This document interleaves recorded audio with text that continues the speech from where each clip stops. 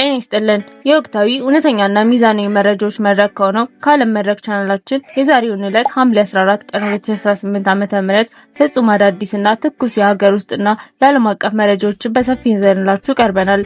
ዛሬ በቪዲዮአችን ባለፉት ጥቂት ሰዓታት ውስጥ ወጥተው ዓለምን ያነጋገሩ አበይት አራት ጉዳዮችን በጥልቀት እንመረምራለን። የመጀመሪያው ሰበር መረጃችን በሀገራችን የተጀመረውና ከፍተኛ ውዝግብ ያስነሳውን የብሔራዊ ምክክር መድረክ ተከትሎ የተቃዋሚ ፓርቲዎችና የዲያስፖራ ማህበረሰቡ እያቀረቡት ያለውን የፖለቲካ ትችትና የፈጠረውን አለመግባባት በጥልቀት እንቃኛለን።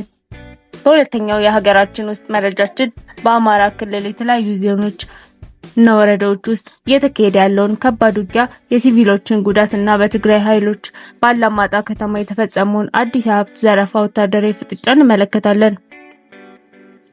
ወደ ዓለም አቀፍ መረጃዎቻችን ስንሻገር ደግሞ በመካከለኛው ምስራቅ በአሜሪካና በኢራን መካከል የተቀሰቀሰውን ወደ ለየለት የዓለም ጦርነት እያመራ ያለውን አስፈሪ ወታደራዊ ግጭት እንዲሁም የአሜሪካ ጦር ኃይል የሰጠውን የ10 ቀናት ተከታታይ የጥቃት ምላሽ እንቃኛለን። በመጨረሻም በአሜሪካው ፕሬዝዳንት ዶናልድ ትራምፕ የተጣለው አዲሱን የ50 በመቶ የዋጋ ታሪፍ ማዕቀብና በሩሲያ ዩክሬን ጦርነት ምክንያት የዓለም አቀፍ የንግድ መስመሮች መዘጋጋት ያስከተለውን አዲሱን የዓለም ኑሮ ውድነት ቀውስ በጥልቀት እንመረምራለን። እስከ ፍጻሜው ድረስ አብራችሁ እንድትቆዩ እየጋበዝን ለቻናላችን አዲስ የሆናችሁ ላይክ እና ሰብስክራይብ በማድረግ ቤተሰብ እንድትሆኑ በአክብሮት እንጠይቃለን። ቀጥታ ወደ መረጃው።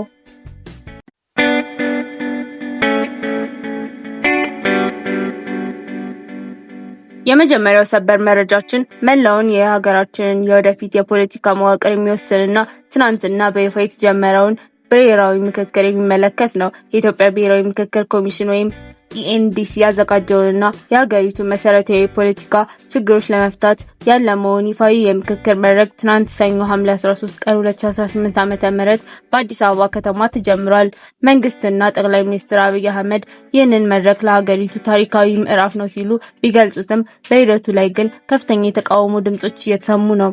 በርካታ ትላልቅ የሀገር ውስጥ ተቃውሞ ፓርቲዎች እንደ ኦሮሞ ፌዴራል ኮንግረስ ወይም ኦኤፍሲ፣ የኢትዮጵያ ህዝባዊ አብዮታዊ ፓርቲ ወይም ኢህአፓ እና የእናት ፓርቲ ይህንን የምክክር ሂደት ሙሉ በሙሉ በመቃወም መድረኩን አግልለዋል። ፓርቲዎቹ እንደሚከተሉት ኮሚሽኑ ገለልተኛና ሁሉንም አካላት ያካተተ አይደለም፣ ይልቁንም በገዢዎች የብልጽግና ፓርቲ ፍላጎትና ቁጥጥር ስር የሚመራ ድራማ ነው ሲሉ ወቅሰዋል።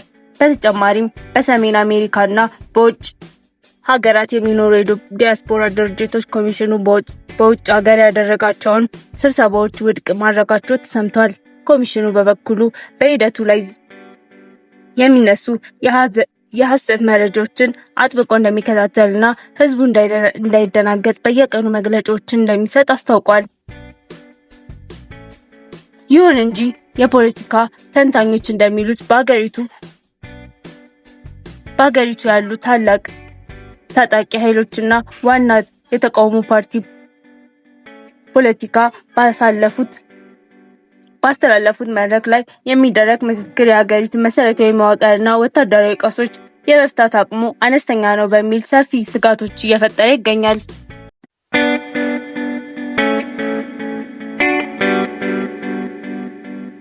ወደ ሁለተኛው የሀገር ውስጥ መረጃችን ስንሻገር በአሁኑ ሰዓት በአማራ ክልል ውስጥ እየታየ ስላለው ከባድ ወታደራዊ ግጭትና የደህንነት ቀውስ እንመለከታለን።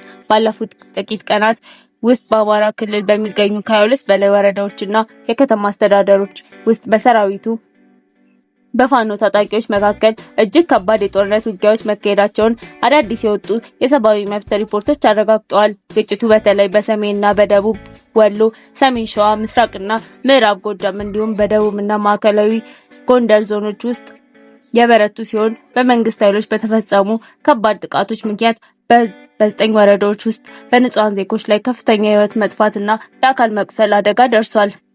በተጨማሪም በምዕራብ ጎጃም ዞን ቋሪትና ወንበሪማ ወረዳዎች ውስጥ በርካታ ሲቪሎች መታገታቸውና መታሰራቸው ተነግሯል። በሌላ በኩል በትግራይ ክልል አዋሳኝ የምትገኘውና አሁንም በትግራይ ታጣቂ ኃይሎች ቁጥጥር ስር ባለችው ባላማጣ ከተማ ውስጥ አዲስ ውጥረት ተከስቷል። በቲፒኤልኤፍ ኃይሎች በከተማዋ በሚገኙ የኢትዮጵያ ኦርቶዶክስ ተዋሕዶ ቤተክርስቲያን አገልጋዮችና ተከታዮች ላይ መጠነ ሰፊ ትንኮሳና የንብረት ዘረፋ መፈጸማቸው በሪፖርቱ ተገልጿል። ይህ ድርጊት በአካባቢው ነዋሪዎች ላይ ከፍተኛ ቁጣን የቀሰቀሰ ሲሆን በአዲስ አበባ ከተማ ጭምር ይህንን ድርጊት የሚያወግዝና የፕሪቶሪያ የሰላም ስምምነት በትክክል እንዲተገበር የሚጠይቅ መጠነ ሰፊ ህዝባዊ ሰልፍ መደረጉ ታውቋል። ሁኔታው አካባቢውን ወደ ሌላ ጦርነት ሊመልሰው ይችላል የሚል ስጋት አለ።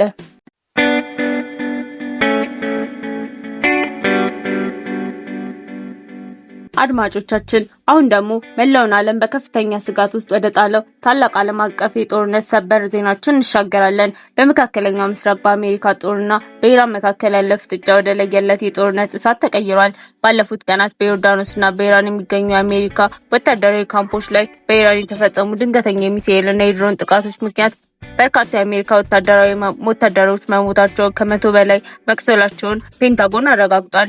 ይህንን ተከትሎ የአሜሪካው ፕሬዝዳንት ዶናልድ ትራምፕ ኢራን ለዚህ ድርጊቷ ከባድ ዋጋ ትከፍላለች በማለት ትዕዛዝ ማስተላለፋቸውን ተከትሎ የአሜሪካ ማዕከላዊ እዝ ላለፉት 10 ተከታታይ ቀናት በኢራን ወታደራዊ እዞች በሚሳኤል መተኮሻ ጣቢያዎችና በደህንነት ተቋማት ላይ እጅግ ከባድ የአየርና የሚሳኤል ድብደባዎች እየተፈጸመ ይገኛል። በተጨማሪም ኢራን በስትራቴጂካዊ የሆርሙዝ ባህረ ሰላጤ ላይ የሚጓዙ የነዳጅ ጫኝ መርከቦችን ማጥቃቷን ተከትሎ በባህር መስመሩ ላይ የሚደረገው የንግድ እንቅስቃሴ ሙሉ በሙሉ ተስተጓጉሏል።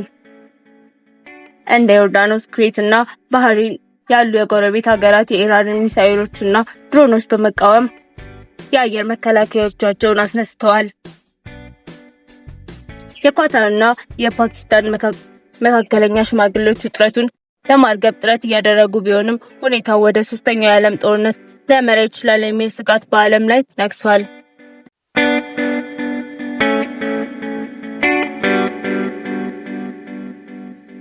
በመጨረሻም ይህ በዓለም ዙሪያ የተቀሰቀሰው የጦርነት እሳት በቀጥታ የዓለምን የኢኮኖሚ መዋቅር የኑሮ ውድነት ፍጹም ወደ ከፋ ደረጃ አውርዶታል።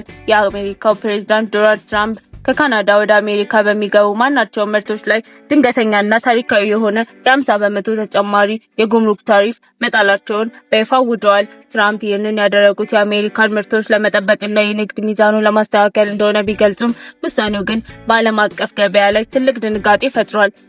ከዚህ ጎን ለጎን በኢራንና በአሜሪካ ጦር ምክንያት የሆርሙዝ ባህረ ሰላጤ የነዳጅ መስመር በመዘጋቱ የዓለም አቀፍ የነዳጅ ዋጋ በአንድ ባሬል $88 በላይ በከፍተኛ ሁኔታ እንዲኖር አድርጎታል።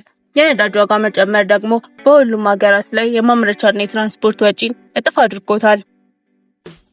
በተጨማሪም በጥቁር ባህር አካባቢ የሩሲያ ሚሳኤል በአንድ የሰብል ጫኝ መርከብ ላይ የፈጸመው ገዳይ ጥቃት የዓለምን የምግብና የእህል አቅርቦት መስመር አደጋ ላይ ጥሎታል። በዚህ ምክንያት ከምዕራባውያን ሀገራት ጀምሮ እስከኛ ኢትዮጵያ ድረስ ታይቶ የማይታወቅ መሰረታዊ የሸቀጦች የዋጋ ንረትና የኑሮ ውድነት እየተከሰተ ይገኛል።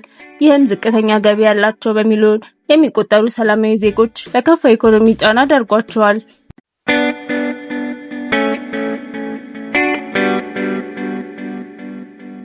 የተከበራችሁና የተወደዳችሁ የዓለም መድረክ ተመልካቾቻችን ለዛሬ ሐምሌ 14 ቀን 2018 ያዘጋጀንላችሁ ፍጹም አዳዲስና የሀገር ውስጥና የዓለም አቀፍ ሰፊ መረጃዎቻችን እነዚህን ይመስሉ ነበር። በተለይም በሀገራችን ስለተጀመረው አወዛጋቢ ብሔራዊ ምክክር ሂደትና በአሜሪካና በኢራን መካከል ስላለው አስፈሪ የጦርነት ውጥረት ያላችሁን ማንኛውም ጠቃሚና ሀሳብና አስተያየት ከታች ባለው የኮሜንት መስጫ ላይ እንጽፉልን በአክብሮት እንጋብዛለን። ቪዲዮን ላይክ ማድረግና ለሌሎች ሼር ማድረግ እንዳይረሳ። በሌላ ሰፊ ቪዲዮ እስከምንገናኝ ሰላምና ጤና ለእናንተ ይሁን።